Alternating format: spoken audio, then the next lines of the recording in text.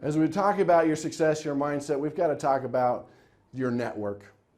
You know people that have what we call make it happen power, and you've got to tap into that network. You can't do this alone. I mean, you can, but if you want to increase your speed to success, there's other people that have similar goals that can help you out, that you can work together. So take a look at this, listen to this, take good notes. It'll make a big difference as you increase your networks, find the right mentors, and it will change every aspect of your success. Hello, Kurt Mortensen again, and welcome back to Millionaire Psychology. Get your notepads out, get ready for some homework, and to learn how to start thinking, acting, and doing what millionaires do. What I want to talk about is leverage. Sure, you can become a millionaire in 10 years, but you'll need to leverage yourself a little bit to do it in a year, to increase your speed. Because that's what leverage does. It increases your speed. You can learn to control a lot with just a little. Because when you don't use leverage, you have to rely on your own knowledge and your own experience. The worst thing you can ever do is say, well, I'll figure it out on my own. You don't have time for that.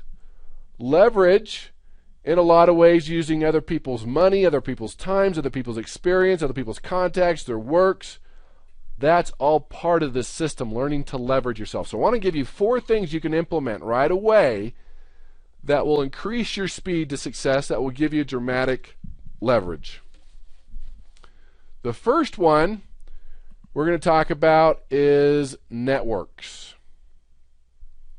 You've heard the term before, $1 million Rolodex. You've heard that, haven't you? The more people you know, the more people you have access to, the quicker it is to become financially independent, because you are surrounded, you know somebody who knows somebody that has what we call make it happen power. You know, and I bet you're smart enough to figure it out on your own, and you could take 10, 20, 30, 40 years to do it, but I don't think that's the path you want to take.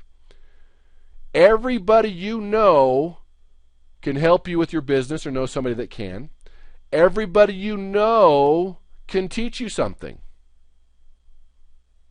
If you met the world's greatest loser, the biggest failure, could you learn something from them? You bet. What could you learn? Exactly. You take notes. Tell me exactly what you did. You take notes and you do the exact opposite.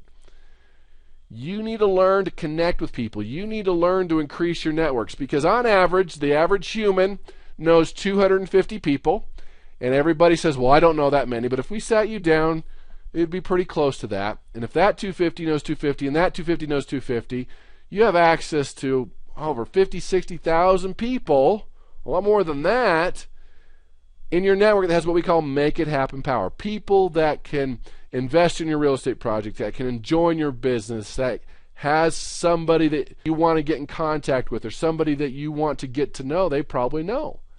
So what you need to do is realize everybody you meet is valuable. And when you meet somebody, what your goal is to collect their names, their numbers, and their email.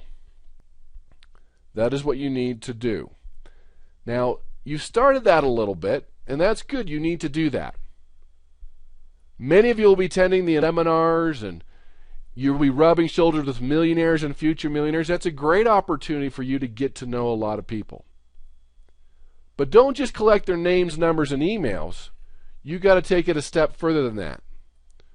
Your goal is to be able to stay in touch with all your contacts at least at a minimum twice a year.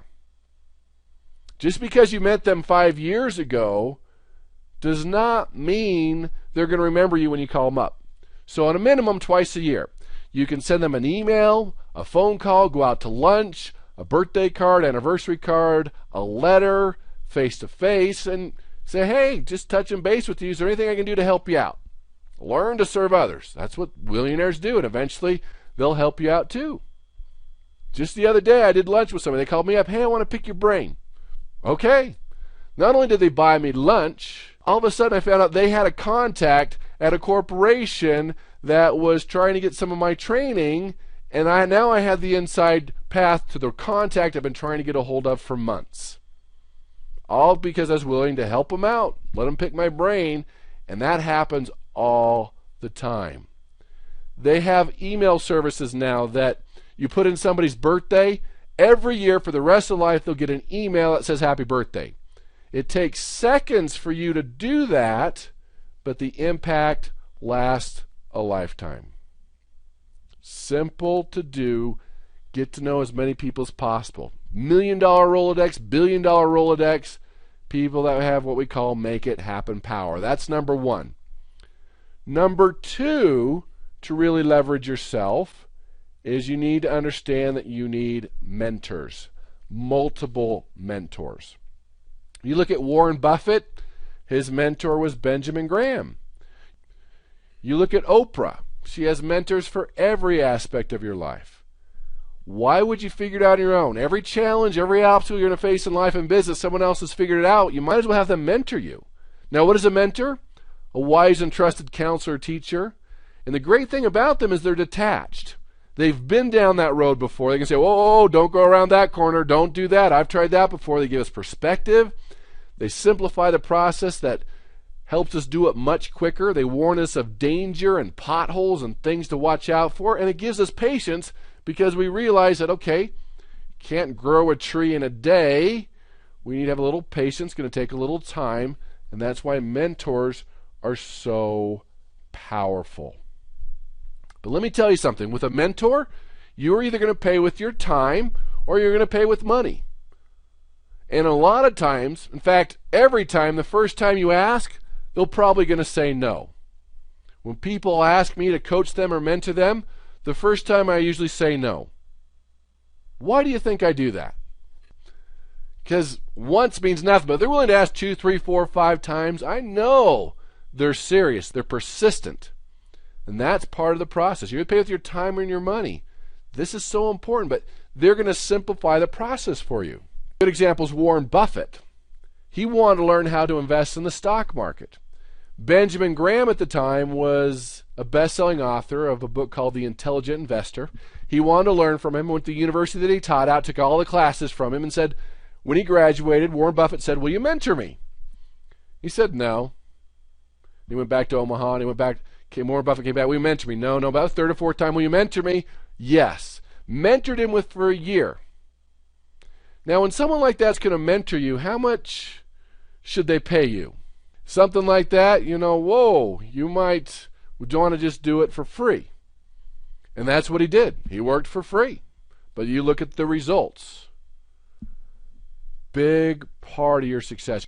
You need to find a list of missing resources. What is the weakest link in your life? Identify someone that can teach you. Network within your own circle of contacts. Maybe you can even read autobiographies. Sometimes you can mentor through a book sometimes and learn the skills. Critical. Find someone that can really help you out. That's number 2. So the first one was networks. Second one is a mentor. The third and fourth part of leverage we'll be talking about next time. We want to speed up your success. Don't take the slow route. Please.